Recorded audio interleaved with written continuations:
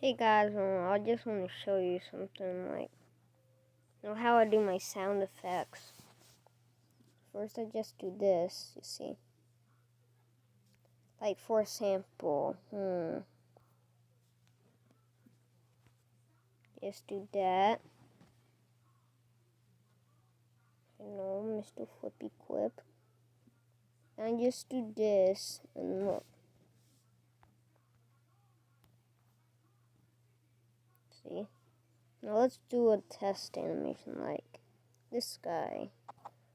I don't know who wrote that. Whoa. Did a lot to do with that.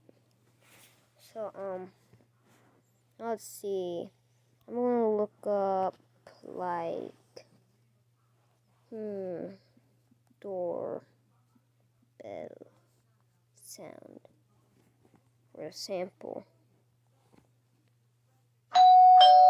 See? And then just do this.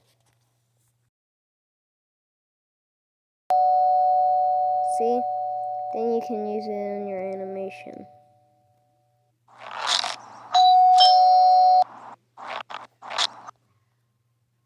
See? So this just goes.